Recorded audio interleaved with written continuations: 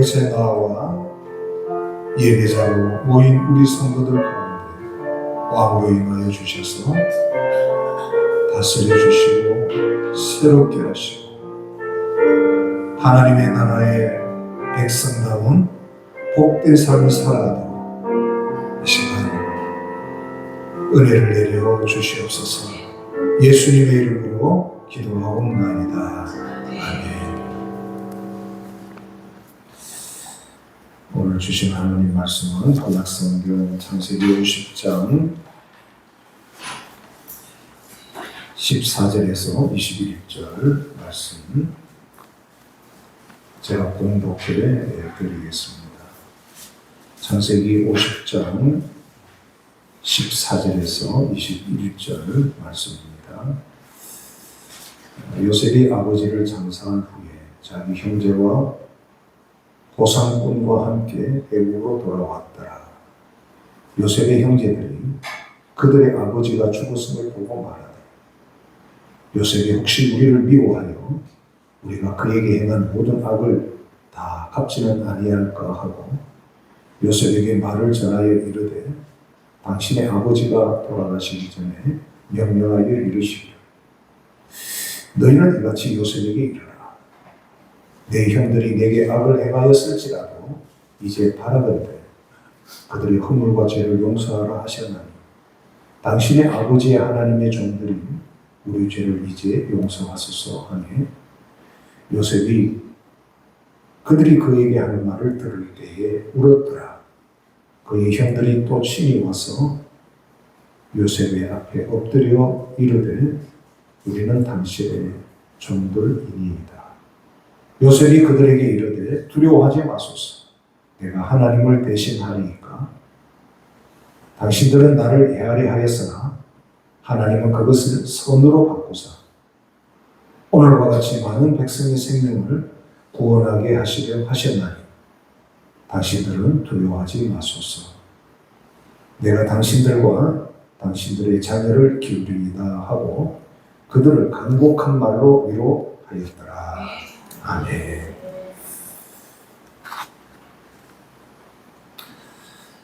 새벽마다 우리가 창세기를 묵상했는데요. 지난주에 창세기 끝나고 이제 출애굽기를 묵상하고 있습니다.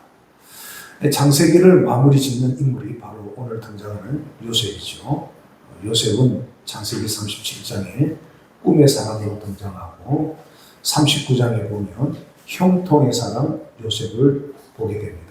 우리가 지난주에 형통의 사람 요셉, 하나님이 함께 하심으로 형통한 자가 되었고 요셉의 그 태도를 통해서 형통한 복을 받았다라는 것을 우리가 지난주에 말씀을 들었습니다.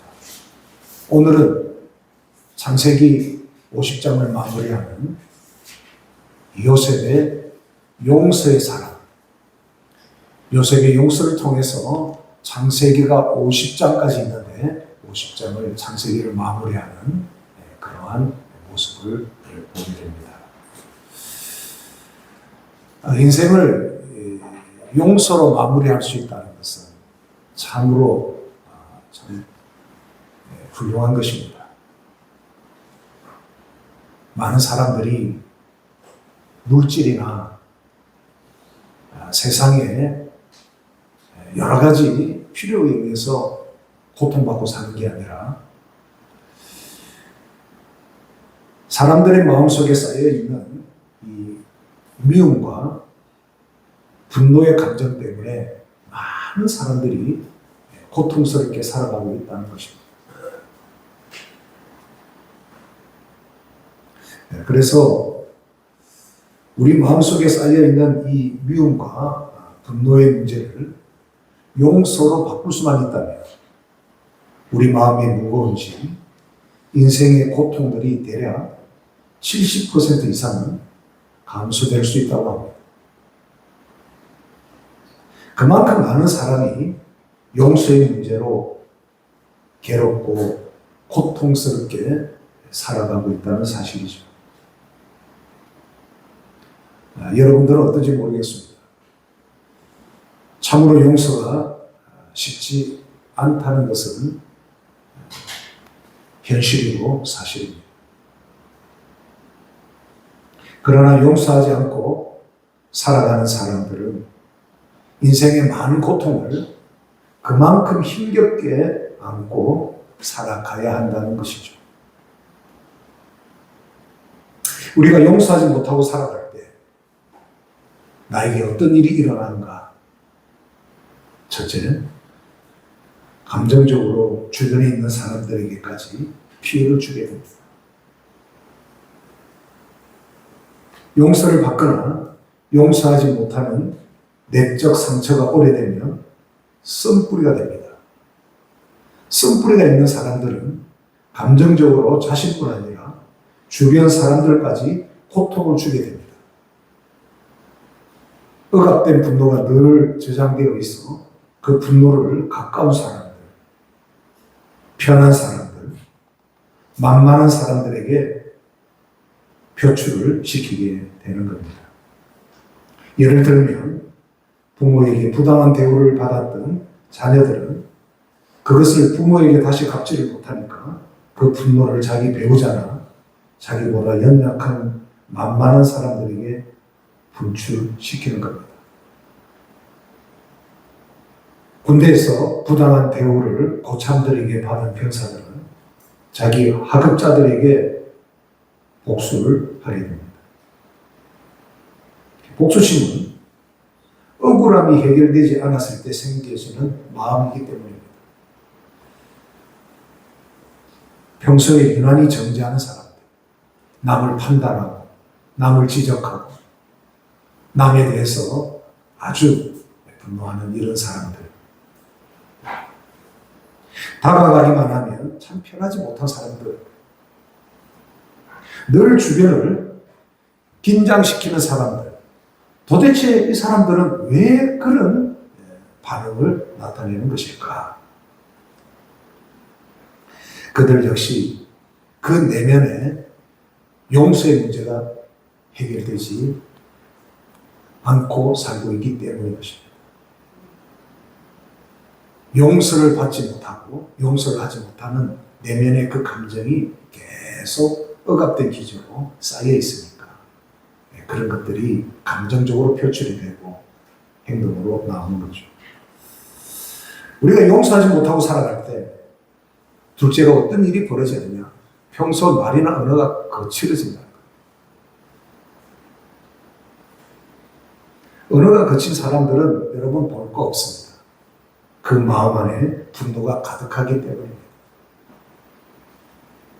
자신에 대한 분노든 이웃에 대한 분노든 마음속에 피해의식과 억압된 분노를 가지고 있는 사람들, 용서의 문제가 해결 안 된 사람들은 계속해서 주변 사람들을 피곤하고 힘들게 하는 겁니다. 저 사람이 왜 그런가? 그 내면을 깊이 들여다보면 용서되지 못한 문제, 자신을 용서하지 못하거나 또 자신에게 아픔을 준 사람을 용서해내지 못하기 때문에 그 분노의 기제가 계속 쌓이는 것이 말로 이렇게 폭발하고 또 표현된다는 거예요. 여러분 주변에 말이 거친 사람들이 있습니까? 혹시 여러분 그런 또 거친 말을 하고 있지 않습니까? 여러분 안에 있는 이 용서되지 못한 감정을 빨리 해결하셔야 돼요. 셋째, 용서하지 못하고 살아갈 때 어떤 일들이 일어나느냐? 무엇보다도 자기 자신이 심리적으로 너무나도 피곤한 삶을 살아갑니다. 심리적으로 피곤하면 몸의 병도 함께 오게 되는 것입니다. 여러분 꼭 육체적인 노동을 많이 해서 사람이 피곤하고 지치는 게 아닙니다. 24시간 식당하는 가게 사장이 장사가 잘 되고 돈을 많이 버니까 24시간 일해도 별로 피곤한지 모르겠다는 거예요. 노동의 양이 사람을 피곤하게 만드는 게 아닙니다.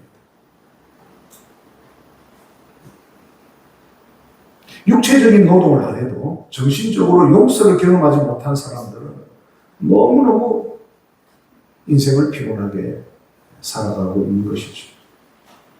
마음에 무거운 짐들이 많아서 그렇습니다.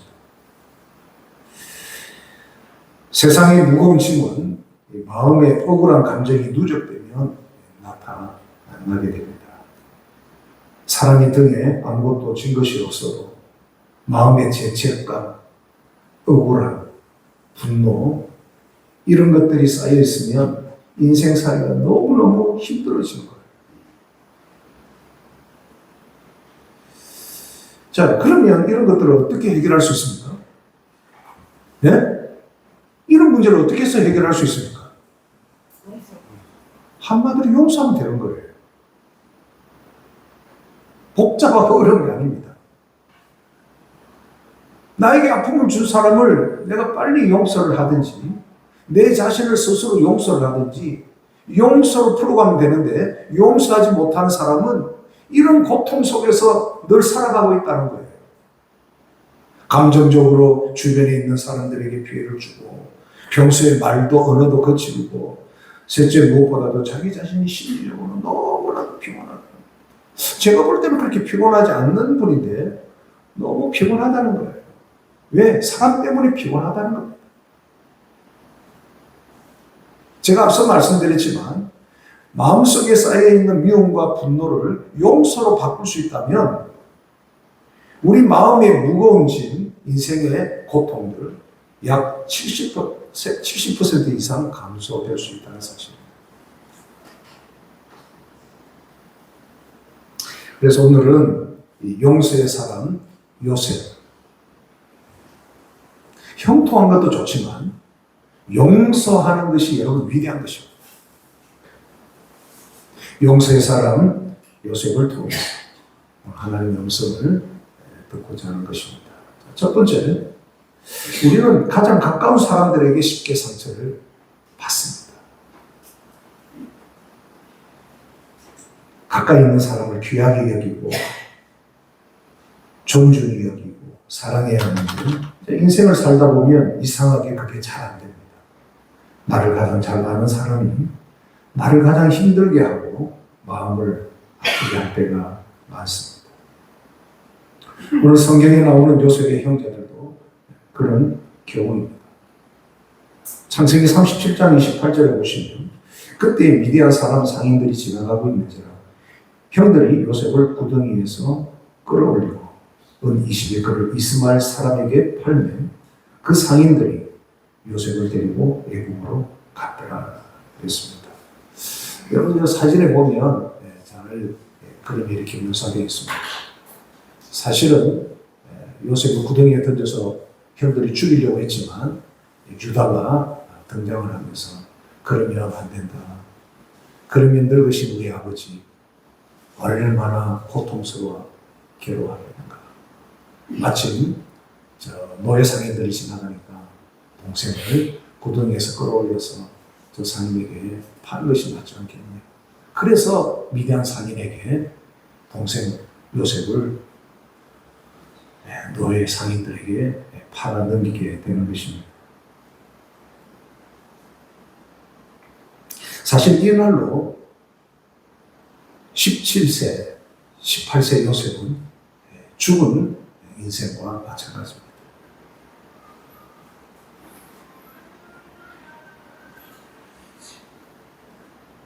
다른 사람도 아닌 형님들에 의해서 요셉은 평생 씻을 수 없는 상처와 고통의 나락에 떨어지게 된 것입니다. 왜 사람들은 이렇게 가까운 사람들에게 상처를 주고 상처를 받게 되는 것인가? 먼저는 이 상대방에 대한 기대 심리 때문입니다. 상대방에 대한 기대가 너무 크면요, 그 기대치만큼 그렇게 반응이나 그렇게 하지 않을 때 사람들은 상처를 받아요. 여러분, 참 우리 성도들은 참 우리 교인들은 훌륭한 것이 목사인 저에 대해서 기대를 많이 안 해요. 그러니까 상처를 많이 안 받아요. 그런데 어떤 분들은 목사님에게 상처받았다는 분들을 보면 목사도 인간인데 너무 기대가 큰 거예요. 기대가 큰데 자기의 기대만큼 목회자가 못 해주니까 상처받았다는 거죠. 여러분, 목사가 하나님입니까? 사람입니까? 사람이에요. 목사라는 그 직분을 신학의 과정을 통하여 목사 안수를 받고 목사의 직을 하는 여러분과 동일한 사람입니다. 그런데 사람으로 보지 않고 예수님 수준으로 보니까 기대가 커지는 거예요. 여러분, 그렇지 않습니다. 목사도 사람이에요.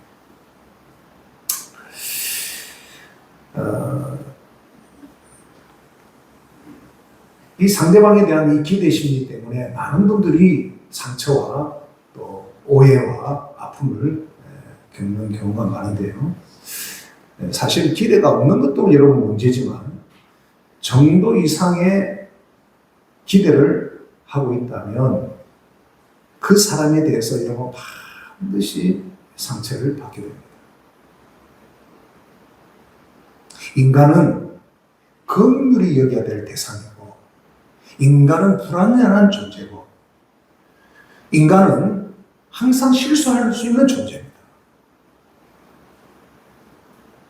그런 인간을 의지하고 그런 사람에게 대한 기대가 깊어지면 반드시 상처가 돌아오게 되는 것입니다. 인격이 성숙하고 영성이 원만한 분들은 그게 덜하겠지만, 여러분, 인간을 의존하고 너무 기대하면 상처를 받게 되는 거예요. 여러분, 그렇지 않습니까? 가장 실망 많이 하는 관계가 부부 관계입니다. 가장 가까이 있기 때문에 나를 잘 알고 가장 존중해 줄 줄 알지만, 그러나 가장 편하게 나에게 상처를 잘 주는 사람이 남편이고 아내예요. 더구나 기대를 많이 할수록 남편과 아내는 상처를 많이 주고받는 겁니다. 그런데 이제 그것을 감정적으로 표현하는 유형이 있고, 그런 상처를 마음으로 사귀어서 품고 있는 사람이 있습니다. 여러분, 더 무서운 사람이 그걸 사귀는 사람이에요. 그래서 그게 터지는 순간에 내 나이 60대면 이제 갈랐습니다 하고 딱 갈라서 버리는 거예요. 왜 그래? 그러면은 말할 필요 없다는 겁니다. 참아서 이렇게 갈라서는 경우가 참 많습니다.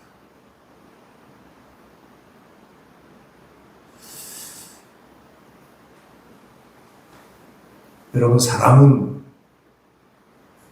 기대해야 될 존재가 아니고 긍휼히 여겨야 될 대상이에요.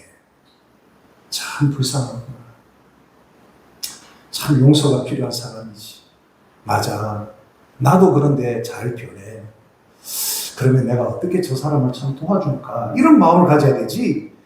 내가 그렇게 의지하고 내가 그렇게 기대했는데 이게 뭐야? 이러는 순간에 여러분 상처가 되고 무너지는 거예요.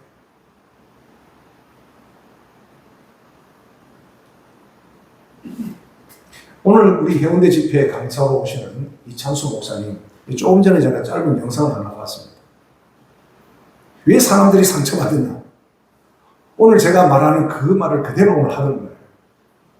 왜 사람을 그렇게 의지하고 기대하느냐는 거예요. 우리가 의지할 대상은 누구밖에 없어요? 하나님밖에 없다는 것을 알아야 돼요. 사람은 불쌍히 여겨야 될 대상이에요. 아내는 남편의 헬프메이트, 돕는 배필이 돼야 되고, 남편은 아내의 부족한 부분을 도와주는 돕는 배필이 돼야 되지.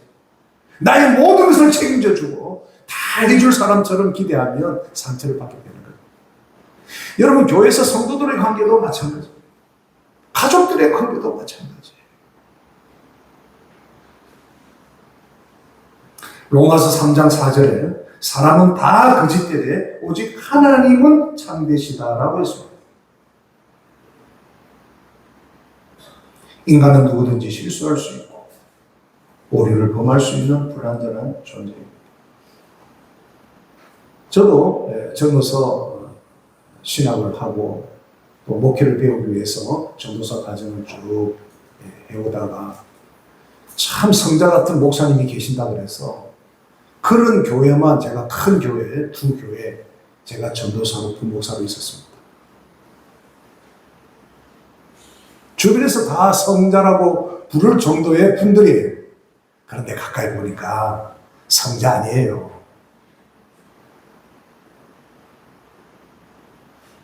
제가 거기서 깨달은 겁니다. 아, 이분도 참 약한 부분이 있고, 이분도 참 긍휼히 여겨드려야 될 부분이 있고, 아, 이분도 참 도움이 필요한 연약한 분이구나. 그런데 대부분이 그런 목사님들에게 상처받는 분들이 뭐냐면, 우리 목사님은 성자인 줄 알았는데, 저 말하는 것 봐.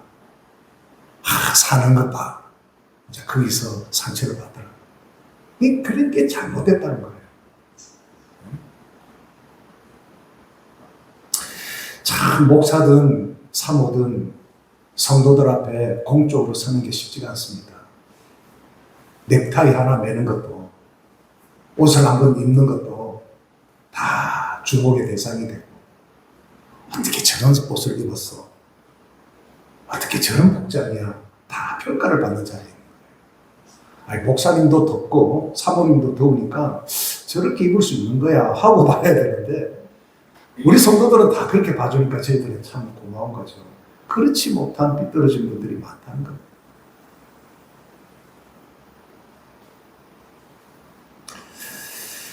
여러분, 사람은 불완전한 존재예요. 주님의 사랑과 도움이 필요한 다 부족한 존재입니다.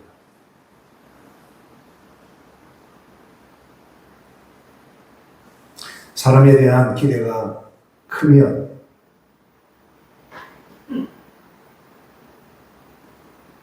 어떤 인간관계에서든지 내 기대에 미치지 못하는 경우가 많습니다. 그때마다 마음에 상처받는 분들이 많죠. 안타까운 일이에요. 둘째, 왜 가까운 사람들에게 상처를 주고 상처를 받느냐? 가깝기 때문에 무례하게 행하는 경우 상처를 받는 거예요. 그러니까 제일 상처 많이 주고 상처 많이 받는 관계가 부부관계입니다. 왜냐? 잘 아니까. 무례하게 말하고 행동해요. 편하게 말해도 나에게 부정적으로 반응이 안 돌아오니까 그냥 무례하게 말하고 행동하는 거예요.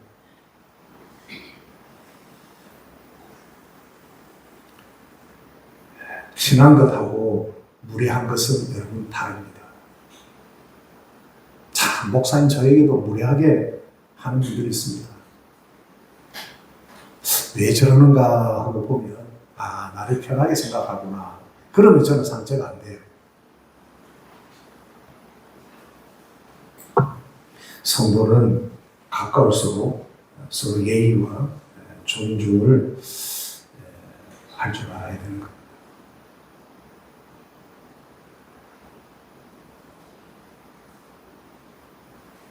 사도 바울은 고린도전서 13장 4절 5절에서 사랑의 정의를 이렇게 내립니다.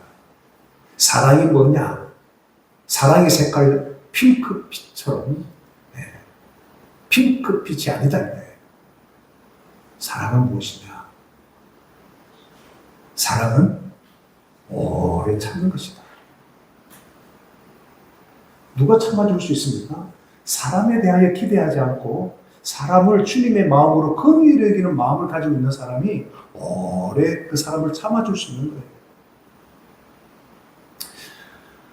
우리나라 사람들은 성격이 대부분 빨리빨리 이런 유형의 국민성을 가지고 있기 때문에 오래 못 참습니다. 참, 이게 장점이면서도 단점이고 아픔이에요.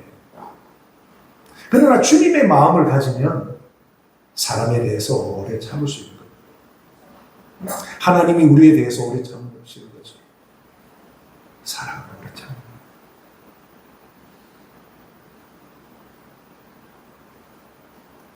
누구든지 여러분에 대해서 오래 참아주면 여러분 고맙죠? 네. 그처럼 여러분도 사람에 대해서 오래 참아주십시오.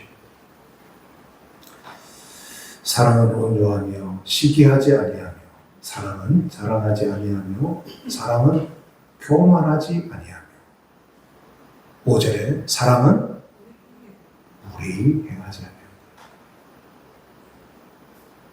사랑은 무례하지 않는 겁니다. 편한 것과 예의 없는 것, 그죠? 이래서 다른 거예요. 가까울수록 편할수록 매너가 있는 분들, 이 성숙한 사람.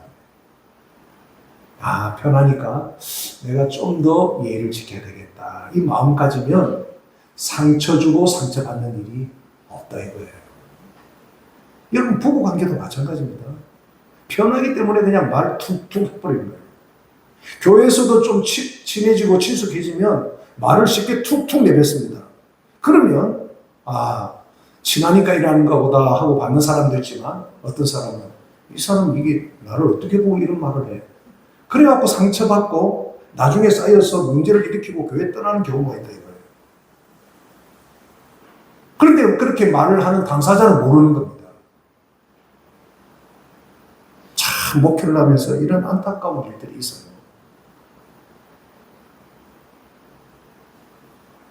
여러분, 가까운 분일수록 예의 있게 말하시고 예의 있게 대하십시오. 여러분, 이것이 성경이 말하는 사랑입니다.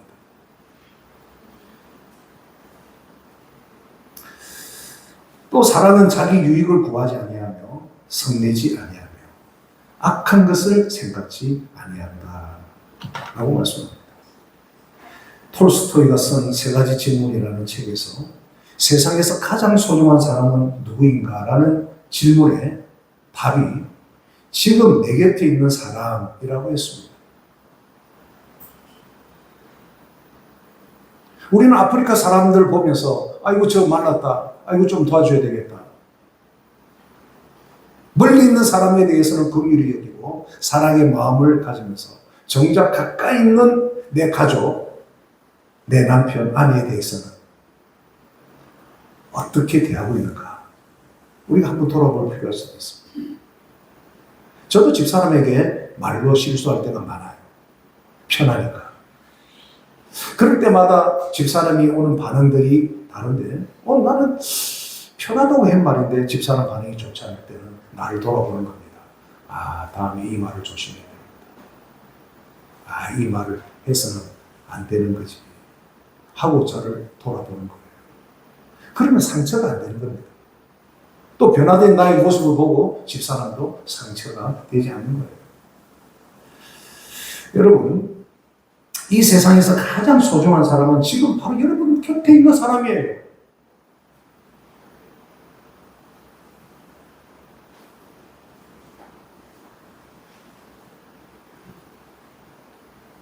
여러분과 가장 가까이 있는 사람, 여러분에게 누구입니까? 그분들에게 성내거나 무례하게 행하지 마십시오. 세상에서 가장 소중한 사람. 두 번째, 말로 인한 상처는 오래간다는 사실입니다. 한 번 지나가면 다시 돌아오지 않는 것 세 가지가 있습니다. 잃어버린 기회, 활시위를 떠난 화살, 사람 입에서 한 번 나온 말은 다시 돌아오지 않습니다. 육신의 상처와 아픔은 시간이 지나면 아물고 사라지지만 말로 인한 상처는 시간이 지나갈수록 더욱 깊어지고 오래 가는 것이죠. 특히 자녀들이 자라면서 말로 인한 상처를 참 많이 받습니다. 주로 가족들, 부모를 통해서 받는 경우인데요. 근데 부모님들은 자녀들에게 기대가 크니까요, 그런 말을 할 수가 있는 겁니다. 기대치만큼 자녀들이 반응이 안 될 때, 못 해줄 때 참 말이 편하게 안 나오죠. 그런데 그때도 그런 말을 하면 안 되는 겁니다, 사실. 특히 자녀에게 무시하는 말, 남편이나 아내에 대해서 무시하는 말,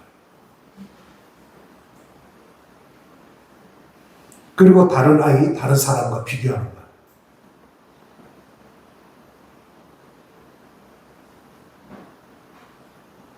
그리고 자기를 믿어주지 않는 말. 사람이 자기를 믿어주지 않는다, 가까운 사람들이 나를 믿어주지 않는다 할 때 그 관계는 사실은 끝나는 거예요. 부모는 어떤 상황 속에서 자식을 믿어줘야 돼요.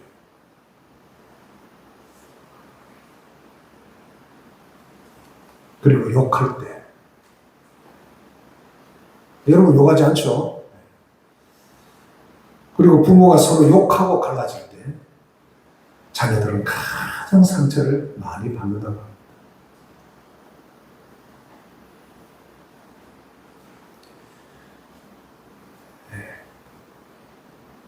개구리가 뱀에게 잡아먹히는 것, 개구리 울음소리 때문에 잡아먹히는 것이고, 꿩도 울음소리 때문에 사냥꾼의 목표물이 됩니다.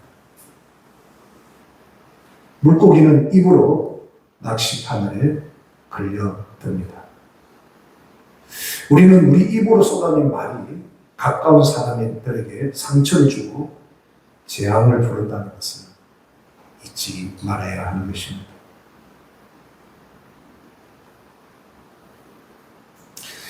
요셉이 꿈의 사람이었습니다. 하나님 주신 꿈이지만 그 꿈을 굳이 형님들 앞에 그렇게 자랑스럽게 말할 필요가 있었겠는가 하는 생각이 들어요.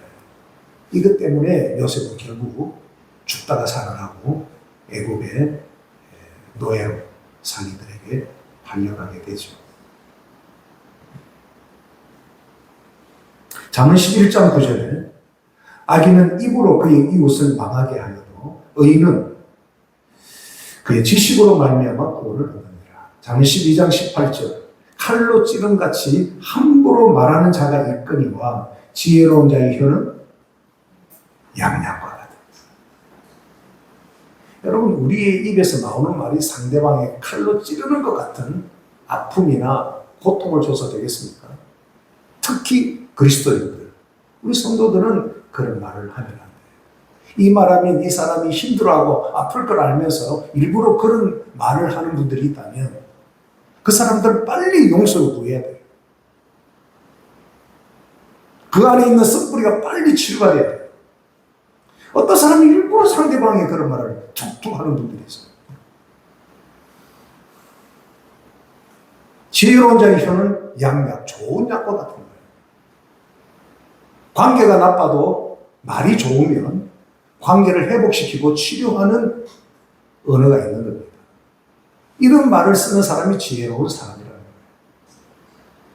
잠언 18장 6절에 미련한 자의 입술은 뭘 일으켜요?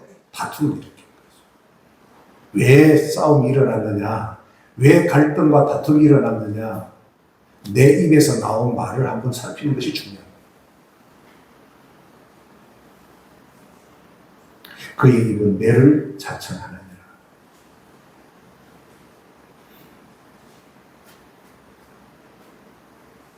마지막으로 모든 상처는 용서로 치유되는 것입니다.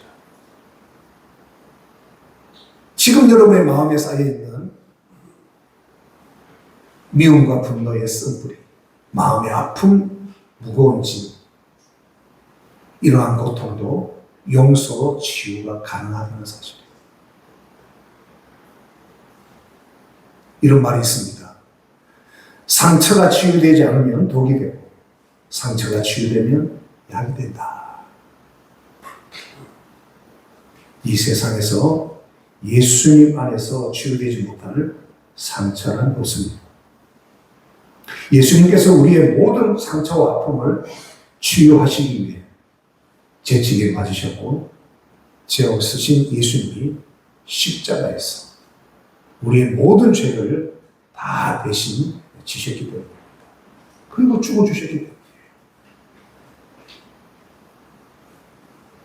요셉의 인생을 자세히 살펴보면 자신의 꿈이 산상조각날 정도로 불행한 인생의 나라로 떨어졌습니다. 그러나 그 상처로 인해 꿈의 사람 요셉이 분노하고 수고하다가 망하지 않았다는 거예요. 병으로 무너지지 않았다는 거예요. 자기를 애굽의 노예로 팔아버린 형들을 생각하면 여러분 잠을 잘 수 있겠습니까?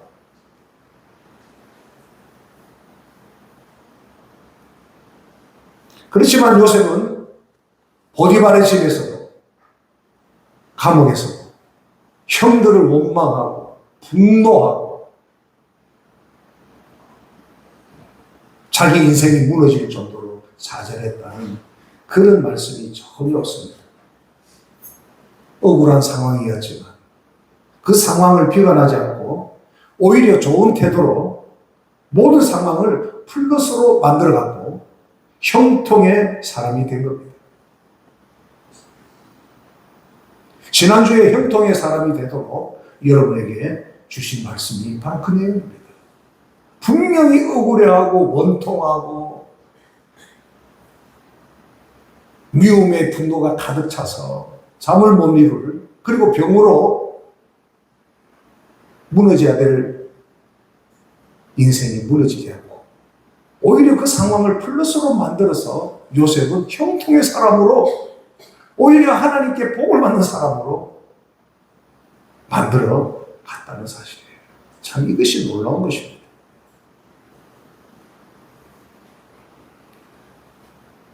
요셉이 떨어지다가 어디까지 떨어졌느냐? 보디발의 아내로 인해서 오해를 받고 저 왕의 제수들이 갇히는 가장 깊숙한 감옥에 떨어지게 됩니다. 그러면 요셉이 보디발에 대한 원망과 불평이 그 인생을 무너뜨려야 되는데, 여기 39장에 보십시오. 39장 22절에 보면 간수장이 옥중 제수를 다 요셉의 손에 맡김으로 그 재반 사물을 요셉이 처리하고 간수장은 그의 손에 맡긴 것을 무엇이든지 살펴보지 아니하였으니 이는 여호와께서 요셉과 함께 하시며 여호와께서 그를 범사에 형통하게 하셨다. 여러분, 억울한 사람이 어떤 일이든지 정상적으로 일을 할 수 있겠습니까? 억울할 수 있는 상황 속에서 분노하거나 원망하지 않았고 자기에게 주어진 일을 묵묵히 주인의식을 가지고 성실하게 하나님 앞에 함으로써 억울한 상황이 인생의 플러스로 바뀌는 형통의 사람으로 된 요셉을 보십시오. 우리는 대부분이 조금만 억울하면, 조금만 뭐가 안 좋으면 못 견뎌하는 거잖아요. 그러니까 플러스 인생이 안 되고 몸이 무너지고 마음이 무너지고 참 인생이 어렵게 보이는 분들이 많아요. 여러분, 요셉처럼 어떤 상황에 있든지 하나님을 바라보며 플러스 인생으로 만들어가는 여러분 되시길 축복합니다. 자, 꿈의 사람 요셉이 형통의 사람이 되고 형통의 사람 요셉이 용서의 사람으로 창세기 50장을 마무리합니다. 참으로 아름다운 마무리예요. 많은 분들이 임종 직전에 가장 후회하는 것 중에 하나가 뭐냐면 1위, 2위, 3위 안에 꼭 들어갑니다. 내가 용서하지 못하고 살았던 것에 대해서 후회하고 죽더라는 거예요. 그때 내가 참 용서했더라고요. 그냥 용서하고 살았더라고요. 그러나 요셉은 후회하지 않고 형님들을 완전하게 용서함으로써 인생을 마무리하고 창세기 50장을 마무리하고 있습니다. 그래서 요셉의 인생이 위대한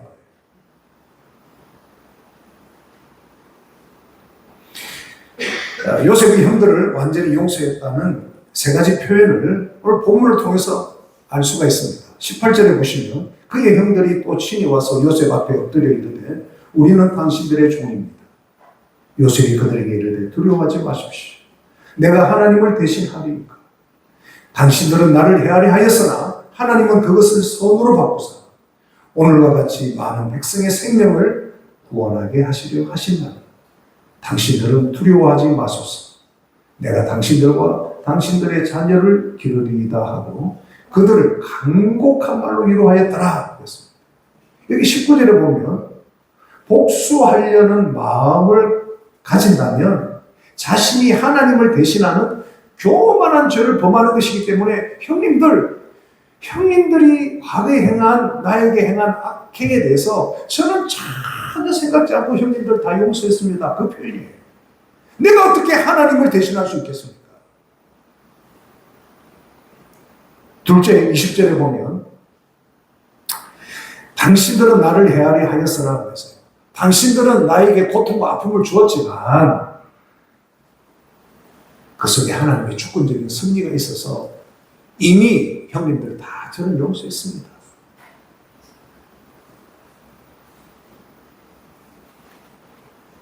하나님께서 많은 생명을 구원하시기 위해서 내가 보디발의 집에 노예로 팔려가서 내가 억울하게 보디발의 아내의 사건을 통해서 오해를 받고 감옥에 갇히지만 그것은 하나님의 주권적인 섭리하에서 이루어진 것이기 때문에 형님들 미워하는 마음 조금도 없습니다. 요셉은 자신의 수십 년의 인생을 통으로 본 거예요. 통으로. 순간순간에 감정적인 반응으로 하지 않고 이 통으로 봤다는 거예요. 이게 하나님의 백성이 보아야 될 제대로 된 객관적인 관점이에요.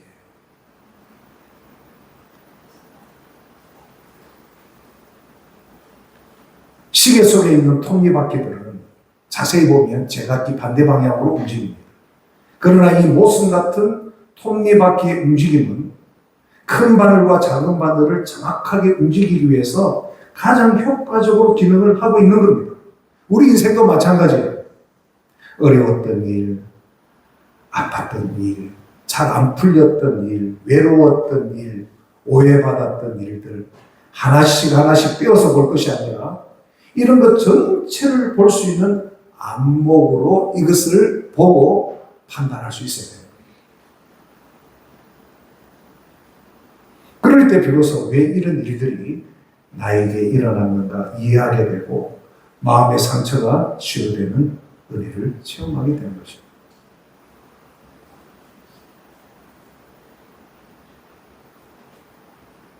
찬송가 369장 1절이 그래서 우리에게 참 감동과 은혜를 주는 것입니다.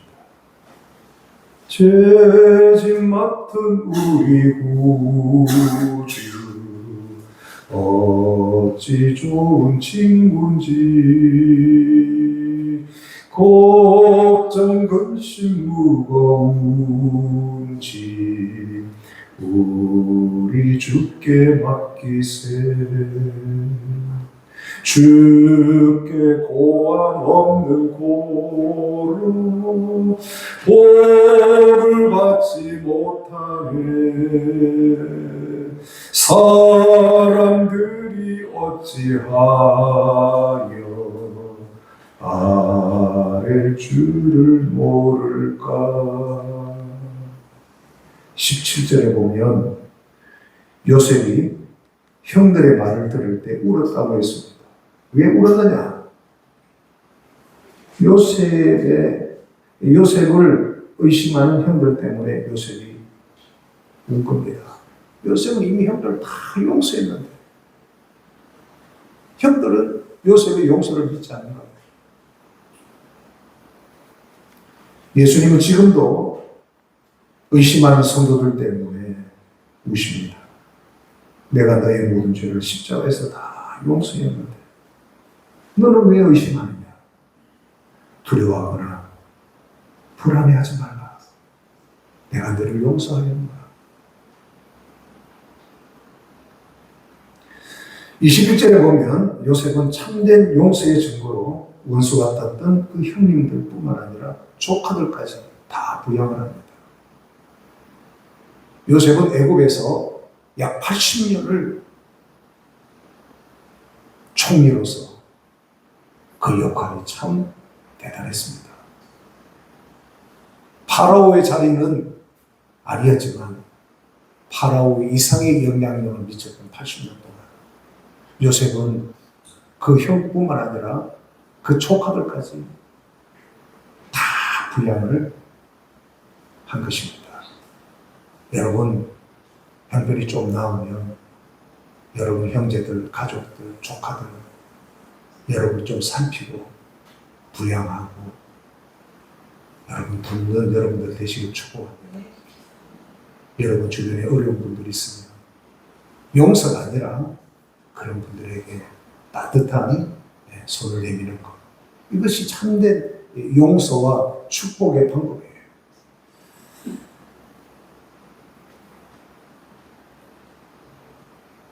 사람을 위대하게 만드는 힘은 이처럼 용서에 있습니다.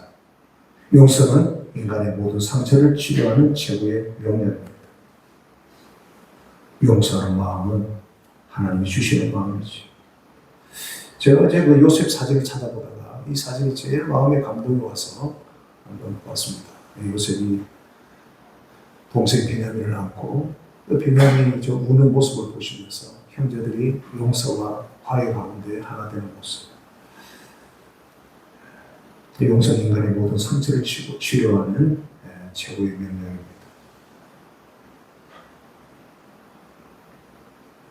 용서는 대단한 사람들이 하는 것이 아닙니다. 용서하면 위대한 사람이 되는 것이죠. 사랑하는 여러분, 이 시간 여러분 안에 있는 미움과 분노의 영이 예수님의 이름으로 사라지기를 축복합니다. 성령님 임하셔서 용서와 사랑의 영으로 충만하게 이 시간 채워주시기를 예수님의 이름으로 다시 한번 축복합니다. 하나님 아버지,